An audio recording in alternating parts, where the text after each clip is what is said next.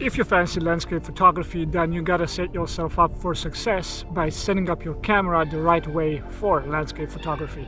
That's what we're going to talk about today. Let's go.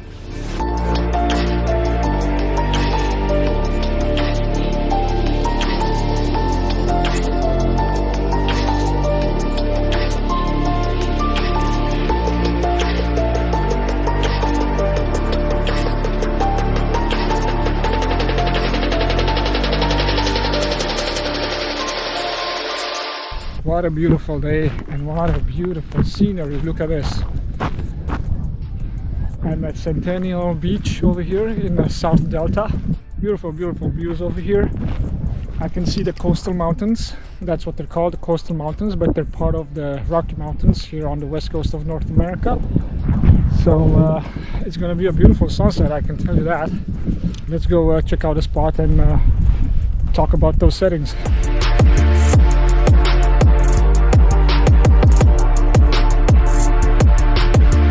Look at this view here. I have those mountains, beautiful mountains on the other side of the bay. I love the fact that they still have snow on top of those peaks. Just beautiful. They're going to be beautifully lit at sunset. Speaking of sunset, we're about an hour away from sunset. Yeah, okay. So I'm just going to walk around over here taking some photos, waiting for that beautiful sunset.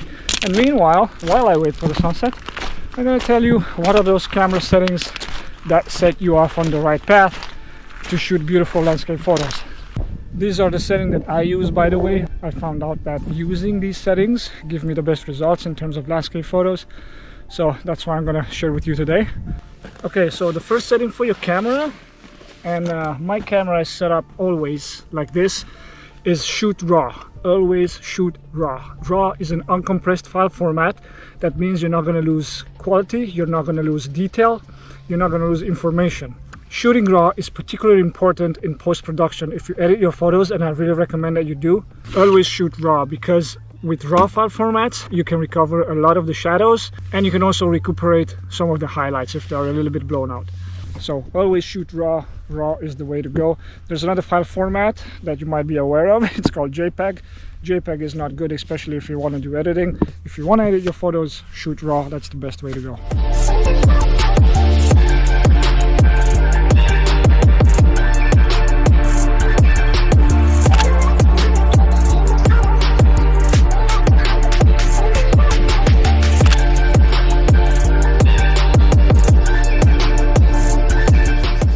Another setting for your camera is your white balance. I always set it on auto. Auto white balance is good enough, especially keeping in mind that you're shooting raw. If you're not shooting raw, then I would recommend adjusting your white balance to the conditions that you have. But shooting raw is very easy in post-production to change the white balance if the white balance is altered while you shoot on location. Basically what white balance is the color temperature of the photo. The light has color temperature, so that light obviously changes depending on different factors, like the time of the day. Like for instance, you know about golden hour, everything is more orangey. Blue hour, everything is more bluish. So that basically is color temperature, and that basically is the white balance. The photo can be towards the bluish side spectrum or towards the yellowish orangey spectrum, or also it can have some tint like a greenish tint or pinkish tint. So the camera will have to decide to put that white balance right where it needs to be.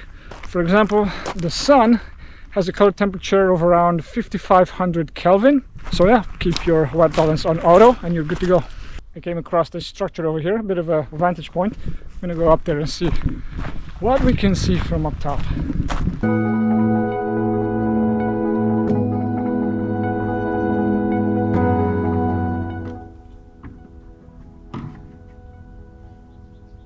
Nice. Pretty cool, huh? Look at that mountain range over there. So nice. Number 3, ISO. I always keep my ISO to the lowest level possible, which is ISO 100. Actually for me it's 64, but I keep it at 100 nevertheless. The reason behind that being that my camera body, it doesn't treat noise all that well if I use a high ISO number. So if I go around maybe 400, even 500, I start to notice noise in my photo, which I absolutely hate. But yeah, ISO lowest level. If you have a very good camera, professional body camera, then you'll have no problems shooting at high ISOs, 1000, 2000, 3000 even. That won't be an issue.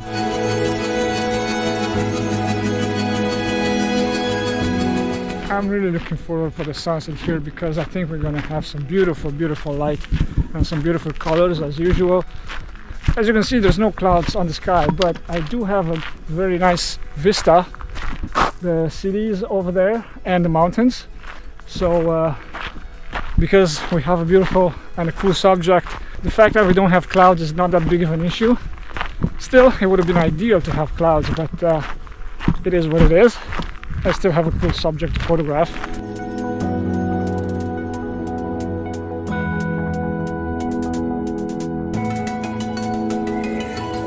What about the shooting modes, you might say, Adrian?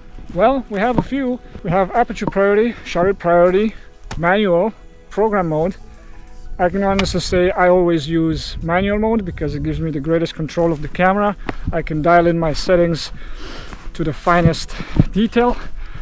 Now, that being said, you can use aperture priority. Even the fact that we're shooting landscapes, you can use aperture priority. Just set your aperture at around f8, f9, f10, and you're good to go. You let the camera decide on the other factors, but manual mode, it's where it's at. I have a full episode about shooting manual mode and why you should do it. I will link it up here right now. But yeah, I always shoot manual mode. Greatest amount of control from that mode, and I can get the most beautiful photos that way. It is so quiet right now over here. You can hear the birds chirping. Just beautiful. Reminds me of Peru when I went to shoot the sunrise on the dunes, on the desert dunes. Man, it was so quiet. I could only hear the roosters, and there was no wind. And here too, there's no wind right now because my last vlog, it was so windy. I had to cut it short. My audio was ruined, and not even that, but I was so cold I had to leave early.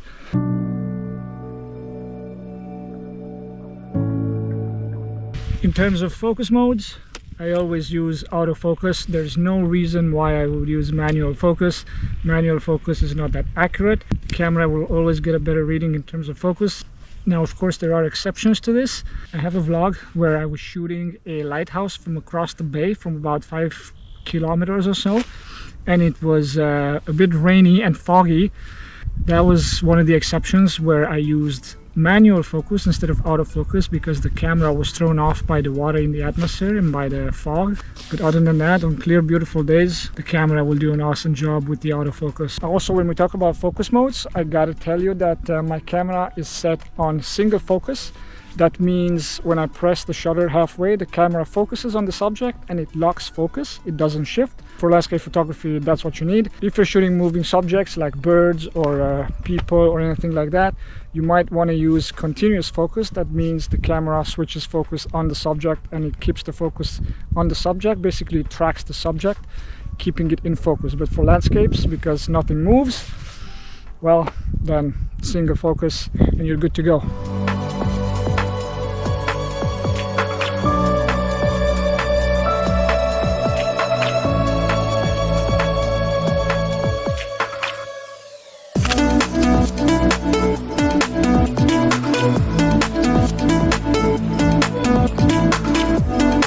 Okay, now let's talk exposure. When it comes to how the camera calculates the exposure of the scene, I always use matrix metering. Now, there are a couple of metering modes over there. You have matrix, we have center weighted, we have spot metering.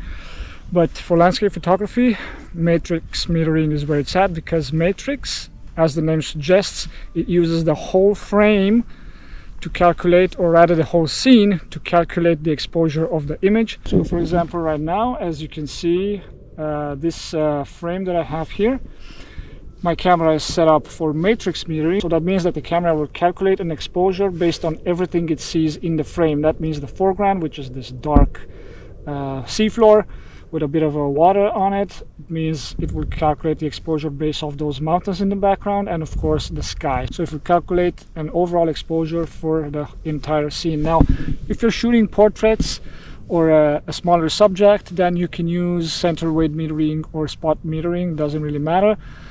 You can use spot metering or center weight even for landscapes, but it's more appropriate to use matrix metering because, like I said, it uses the whole scene to give you a correct exposure.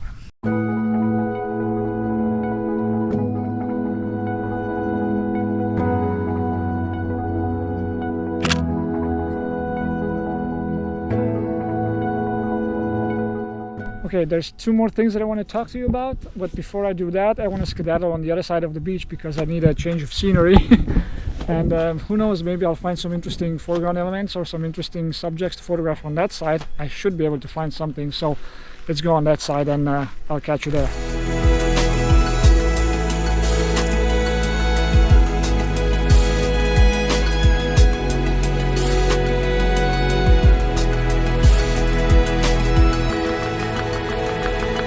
Ooh, I can see a boat. I'm gonna go there because I'm gonna like to use that as a subject, but meanwhile, till I get there, it's gonna take me like 10 minutes.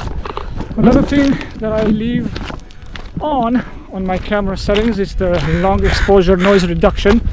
That means when I shoot long exposures, I leave the long exposure noise reduction on because long exposures tend to heat up the camera and it creates a lot of noise. So the camera at the end of each exposure, it reduces that noise reduction for the long exposure, hence long exposure noise reduction. So the downside to that, it's if I have a 30-second exposure, I will have an additional 30 seconds for the camera to mitigate that noise. So it's a bit of a bummer, but if you want clean photos, then you gotta go through that. So long exposure noise reduction if you shoot long exposures. If you don't, then don't bother with it, you can leave it off. That's Mount Baker over there, that big guy with snow and ice on the top, and that's a volcano, by the way. It's not just any mountain. There's about 3 volcanoes in Washington State and Oregon, I think. It's Mount Baker and 2 more. I don't remember the names of the other 2 right now.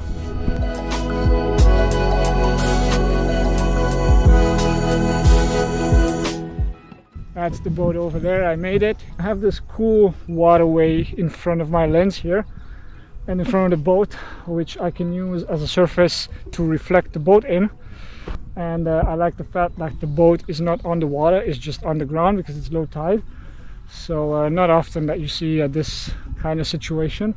And I also like the vastness and the openness of the landscape. And I also really love that mountain range view right now with the light, soft orange light that starts to form right now. Beautiful scenery all around, man.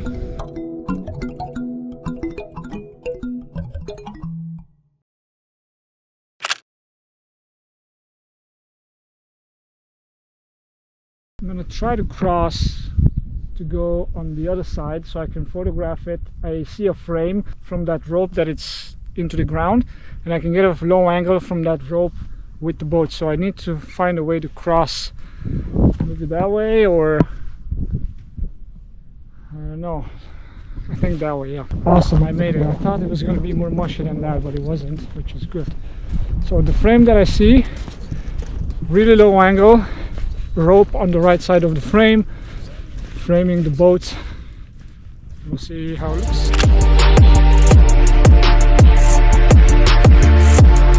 Okay, so the last setting, which I guess you could say is more of a good practice than a setting, is specifically when you're using a telephoto zoom lens and you're shooting photos with a telephoto zoom lens, have your shutter speed at least double of your focal length. So if you have a focal length of 600 millimeters, let's say, and you're zoomed in completely at 600 millimeters, your shutter speed should be at least 1/1200 of a second. So double of 600, 1200, 1/1200 shutter speed.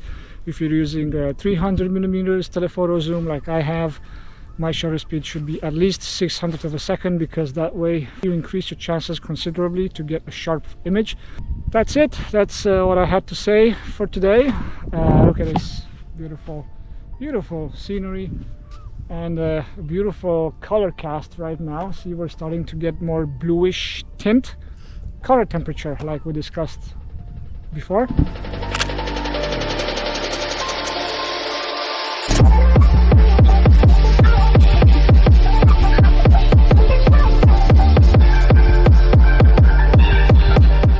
Okay, you guys, guys, that's it for me for today. I hope you got some value out of this video. Check out the description. There's a document that teaches you how to shoot beautiful images, photographs and not pictures, because in my opinion photographs are created. There's a process behind creating a beautiful photograph. Pictures are just taken without giving it much thought. So check out that document. That's it for me. That's a beautiful sunset over there. Too bad I cannot see it from here because we're facing east. That's east right there. So I'll see you in the next video. Take care and peace. Ciao.